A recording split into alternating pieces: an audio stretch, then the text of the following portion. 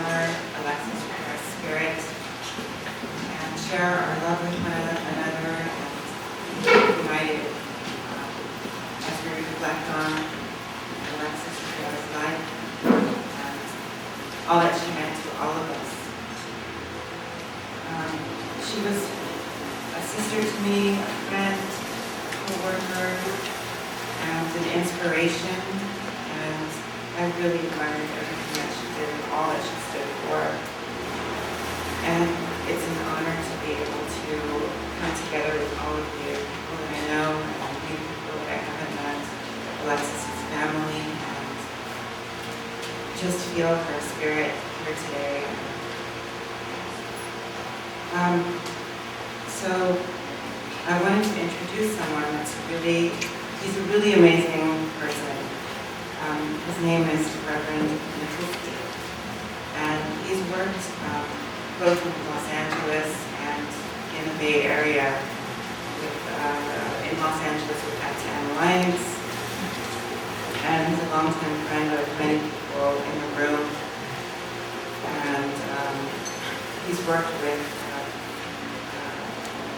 he's done a lot of work on HIV planning councils, and he's a pastor at Queensbury Community Church at Pacific School of Religion in Berkeley, and he's going to start us off today.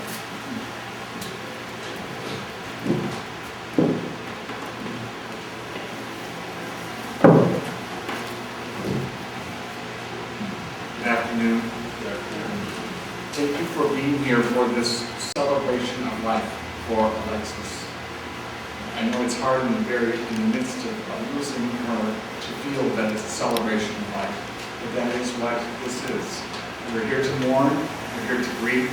It's okay to be sad, it's okay to be angry, it's okay to be quiet, it's okay to cry, it's okay to speak.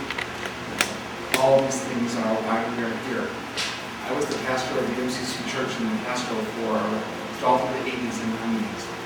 And during some of the most difficult of the early 80s years, and those 80s years are still around us, and still happening. But one thing that I learned during that time was the phrase, love is stronger than death. And that phrase, which was from the Bible originally, but I didn't know it was from the Bible when I learned it, brought a lot of comfort to me. And I hope that that phrase today, love is stronger than death, will bring comfort to you as well. I know a number of people in the room from Los Angeles and San Francisco, Mason and Michelle and Justin and Cecilia. This gathering is a picture of Alexis. We have beautiful photographic tribute to her and throughout her life, but the people who come to remember someone are also a picture of who they are too, of all their loves, their passions, their commitments. So I hope we'll take the chance not only to look here, but to look here as you remember Alexis today. This is who she was. This is who she is. I, with great respect and devotion to Alexis's chosen this path, I also want to say, as a Christian, I'm acutely conscious of Easter tomorrow and resurrection. And I believe that Alexis still lives. Though her body is dead, she is still here. She's here when we share stories. She's here when we make commitments to challenge the structures of injustice and oppression that she organized her whole life around, challenging. I think one of the most tangible signs of resurrection is Cecilia's work on the Health Commission, the Francisco Health Commission. These are the places where important decisions are made about the lives of those of us in the room, those of us who are trans, those of us who have HIV, anyone with health challenges. These are the places where Alexis still lives every time there is activism or a voice of conscience expressed or a difference made with someone who comes out and says, this is who I am. And not only is this who I am, it doesn't matter who I am, it matters who you are and you matter. I wonder if we could just sing one of the old songs just for a moment to start. Act up, fight back, fight AIDS. You just fill that room with this. Act up, fight back, fight AIDS. One more time. Act up, fight back, fight AIDS.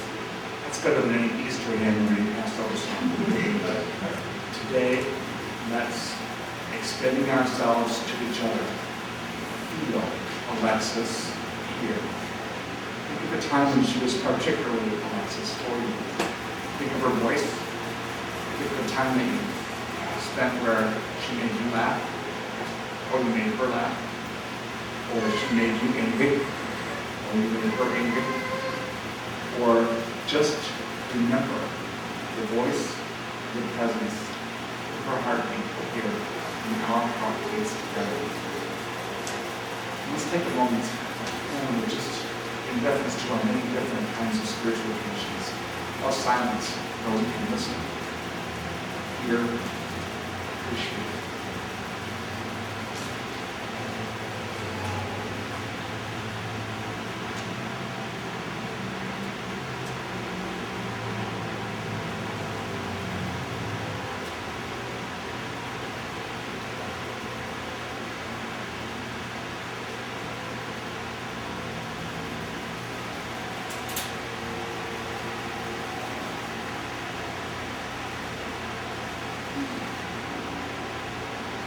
Rather than expressing a prayer to divinity, I'm going to express a prayer to Alexis for the this moment. Alexis, thank you. Thank you for living and loving, for speaking and for doing, for touching and for acting. Alexis, thank you for being who you were. Thank you for being here now. Inspire us to larger life, to continuous loving, and to lives that are marked by love that never ends, and marked by love that is stronger than death. Alexis, give us strength to live fully here now. And don't let us rest until the passions for change that you embody are realized in the world today. In the name of everything, Lord, and in the name of Alexis. Now, one of the things that we want to do to remember Alexis is to have her name inscribed at the AIDS Memorial Grove. And there's a cost associated with that, which I don't have the precise amount. But I want to ask you to give at this time to King, that has a hat and basket. Specifically, so that Alexis' name can be inscribed at the AIDS Memorial Grove. And think of this expression, this hash expression as a kind of commitment, prayer, gift to her, gift to us. I want to be sure that her name is not forgotten. And the confidence saying this, we will let you know through the Transgender Law Center somehow on the website. If we make this financial goal or not, and ways to help us achieve it. What you're here today makes a big difference. This out. Those are good gems for Alexis, for life, for memory, and for action.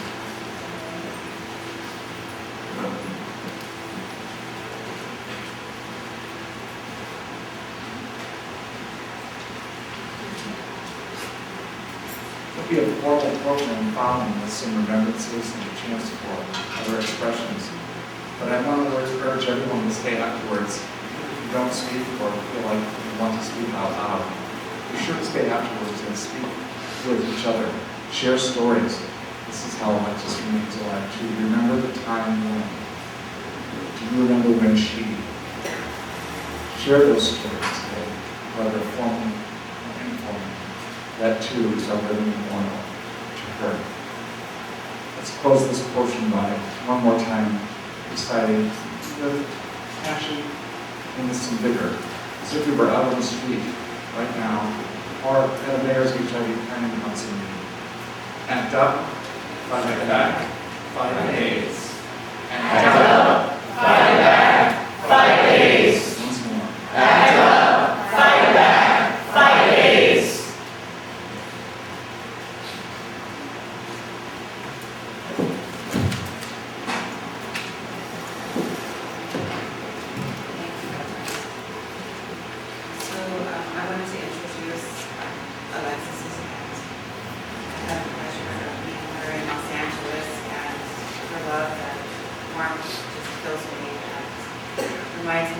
lot more that Alexis shared with all of us. So, Ms. Rivera,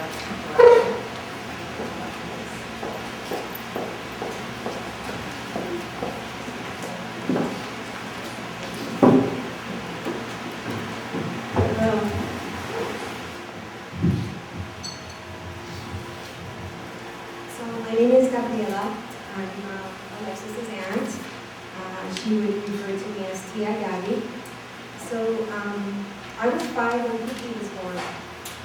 My mom named Alexis Cookie when she was, a little child, and so she was our Cookie.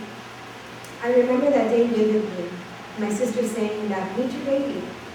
I looked at that baby with big brown eyes, with mixed feelings. I would no longer be the baby in the family, but at the same time, I was a little bit jealous because now I had to share my sister's love and attention. As the years passed, we became like two peas in a pod. We were always together. As I was preparing for the last week's memorial, I was going through the pictures, and it was really unbelievable. All the family pictures we had growing up, we were always together.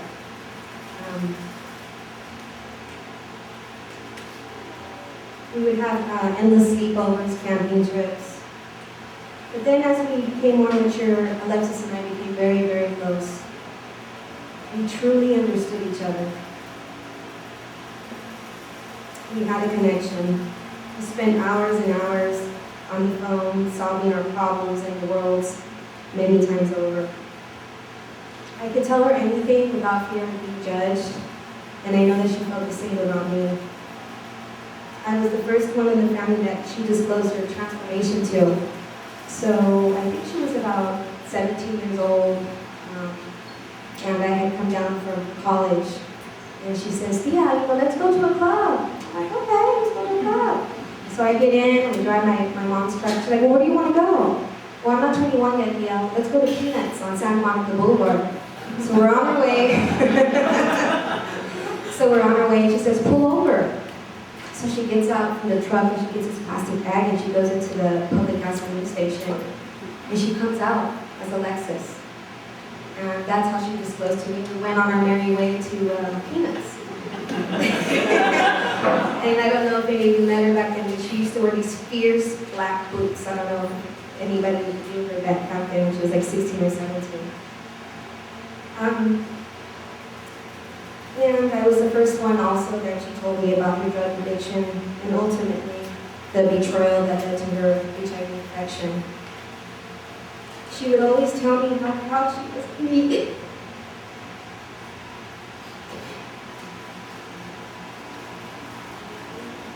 And they never got a chance to tell how proud I was of her.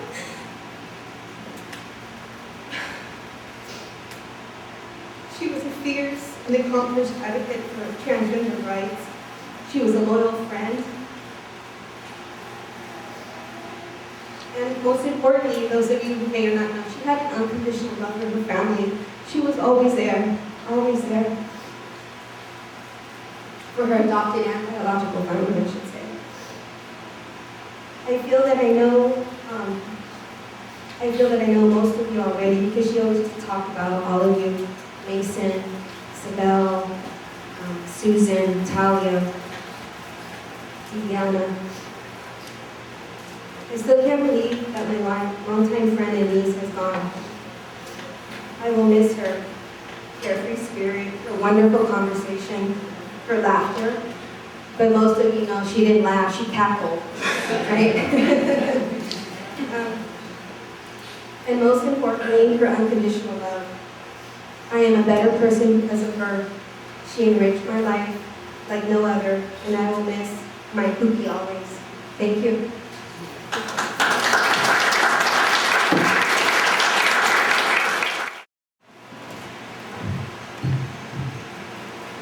Good afternoon, everyone, and welcome everyone, and thank you for joining us to, like Jim said, celebrate the life of Alexis and celebrate a bright star who really touched many, many lives in California, and beyond. Alexis, for a short time, worked for Transgender Law Center, and I actually have known Alexis before she started working for Transgender Law Center. As a positive trans woman, I've met Alexis when she worked at the Children's Hospital advocating for positive trans women in Los Angeles. And there is an unspoken kinship among transgender people in general. And there is an additional sisterhood between us who are positive. And that connection continued to grow. And I remember the first year when she started working at the Transgender Law Center. For all of you who know Alexis, you would know that when she has her vision of how to do something, she had the vision of how to do something. No matter what kind of direction you give her, she held on to her own vision. And that's the Alexis I know. And somehow she would have a way to prove that her vision would prevail. And that's the Alexis that I know. And it's because of her spirit, it's because of that vision, we get to learn more about what our community is like.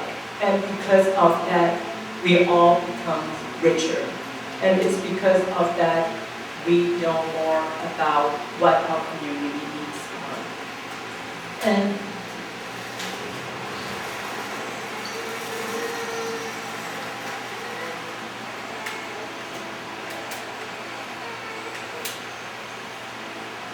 And Alexis had this wonderful way of leadership.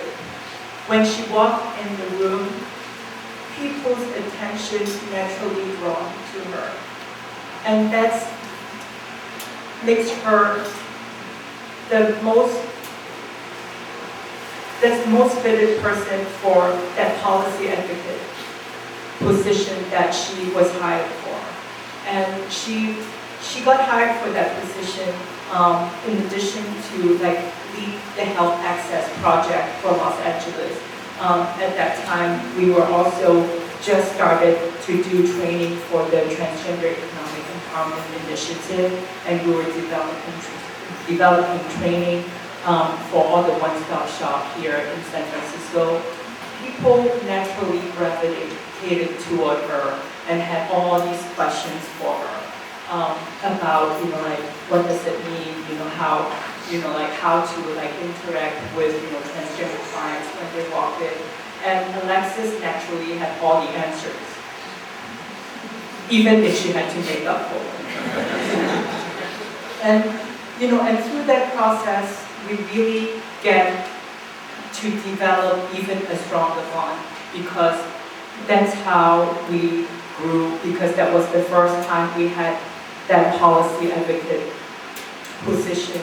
And because of Alexis, we get to continue to develop that position, and eventually when Alexis' health took a dive and had to move back to LA, Danielle actually filled in that void for that position. But Alexis never stopped working for Transgender Law Center. Alexis continued to say, you guys didn't do this right. When I get better, I'm going to come back, I'm going to show you how to do this. That's Alexis. Alexis never stops working for the community. And if Alexis are watching us right now, she's probably going to say that we didn't do this memorial right. And I think that is the spirit that Alexis is going to leave for us. And that's the memory that Alexis wants us to remember her by. She is always a very positive voice for us and for the community. No matter where she went, she touched every life. She changed so many lives that when I was on Facebook, I've got all these messages of people telling me that how Alexis turned their life around when Alexis worked with them. Without Alexis, they would not have lived to see the next day. That's the kind of person we should remember Alexis by. We might have felt that we've lost Alexis, but Alexis had definitely left her footprint in everyone in this room and beyond. And I know it's hard, like Jim said, that we feel sad, we want to grieve, we feel lost, but that's a lot to celebrate.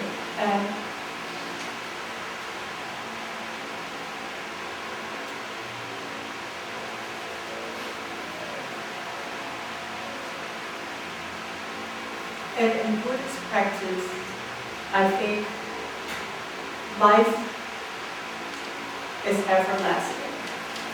So even though she's not in her physical form, she is still with us. She in spirit, in our hearts, and in our mind. And let's just stick with Alexis' Buddhist practice and belief, and know that from this day on, she can be with us anytime we want her to be, and celebrate with that. Thank you.